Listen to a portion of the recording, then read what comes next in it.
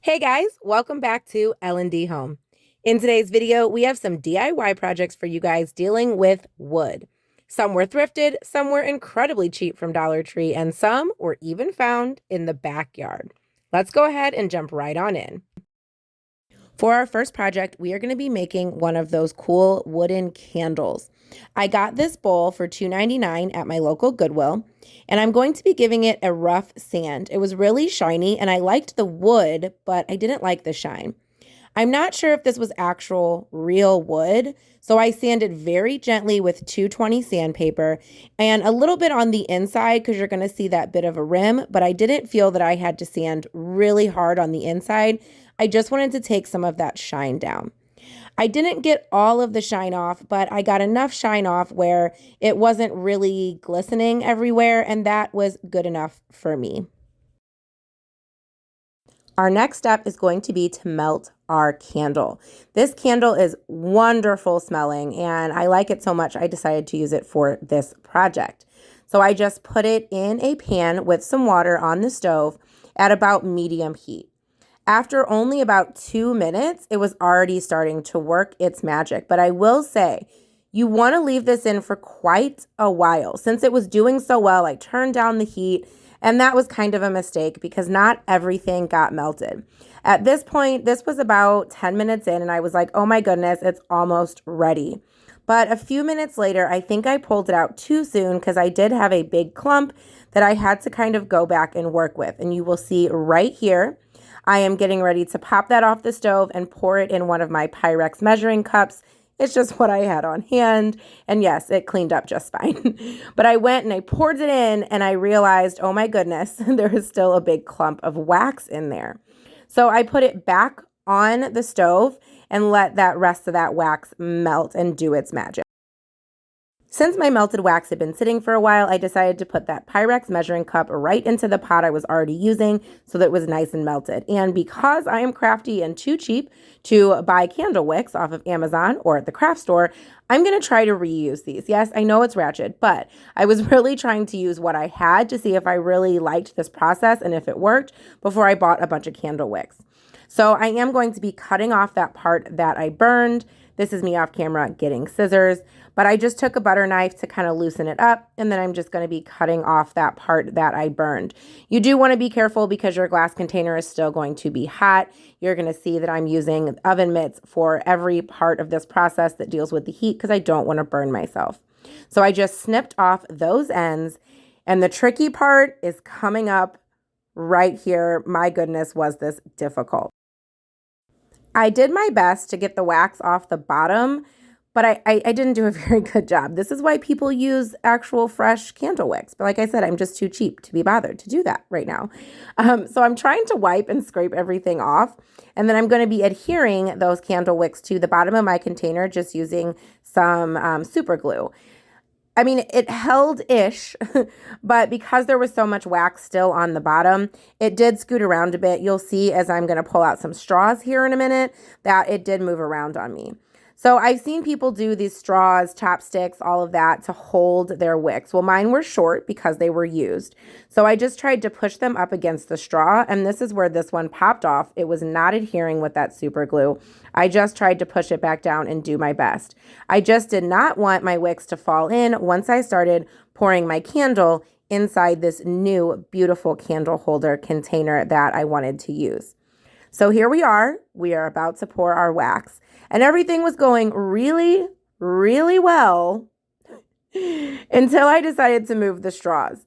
The one candle wick was holding up really good, so I thought, oh my goodness, I don't even need the straws. I'm just going to take them off. Well, man down. That was not a good idea for me to do that because the one on the green straw totally just bloop, fell right into the candle. So I did have some things to fix. I was like, oh no, I was panicked. So this was a bit of a mess, I will say, but it can be done. It can be done with the candle you've already started to burn. I then decided to transfer it to the refrigerator, which was another whole mess because I had to redo the straws again, but it hardened really, really quickly this way.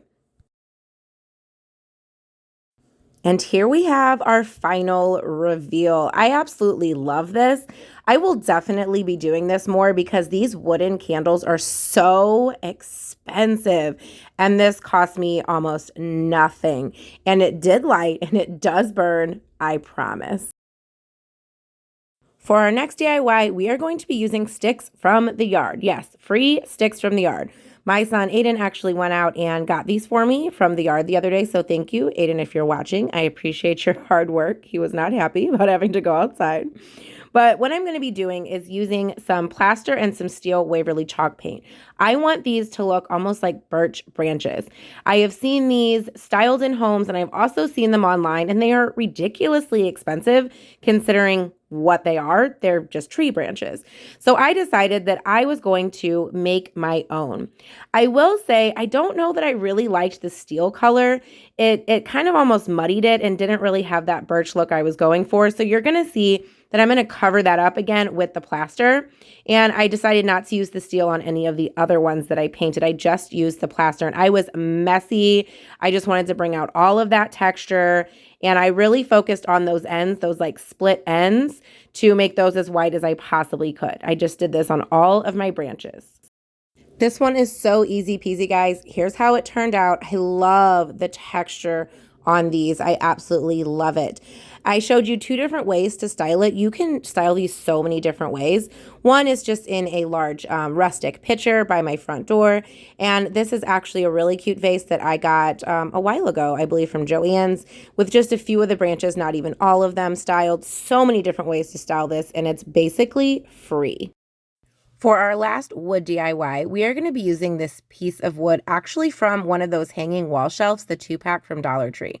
I did not like the shelves at all. I couldn't figure out how to get them to work, but the wood is nice to have. It is a bit rough and a bit flaky, not well made, so I went in with some sandpaper and really just wanted to smooth out all of those edges because there were quite a few bits that would have like poked somebody, and I didn't want that to happen.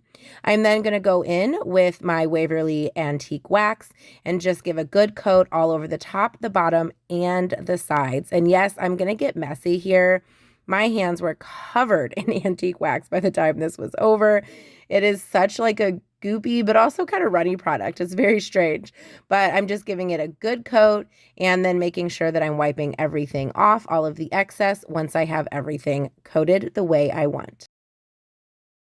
Since I'm making a riser, I need some feet for my riser, and I already have antique wax all over my hands. So I'm going to go ahead and coat 4 sides of each of these cubes. I have 8 cubes because I'm going to be stacking them to make this riser a little bit taller. I will say these cubes do not take the antique wax like the wood plank did or any other wood that I've used this antique wax on. So I did have to glob it on and let it sit. And then I am just going to be wiping off all of the excess because I don't want any goopy antique wax all over the place. And I can finally wash all of this stuff off of my hands because I was an absolute mess. Now it's time to glue on our feet. I just wanted to decide which side of the wood I liked better to be the top, and then I just put that side down so I could glue my feet on the bottom. I'm going to be using those holes that are already there for guides to get my feet somewhat evenly spaced. I want to use enough hot glue where it sticks, but I don't want it gooping through the hole onto the other side. You do want to press pretty firmly, especially when you put on your second layer of feet. You want to line it up and push down really hard so you don't have any gapping, because hot glue is really thick and you might get some gapping if you don't push down hard enough. So I just made sure that I was giving a nice firm push when I put on my second layer of feet. And here we have the finished product. Risers are great for anything, candles, plants, anything you like. I love the way this turned out, styled on my nightstand. Thank you guys so much for watching today's video. Please check out the video in the playlist on the screen, and don't forget to hit that subscribe button to become part of our YouTube family.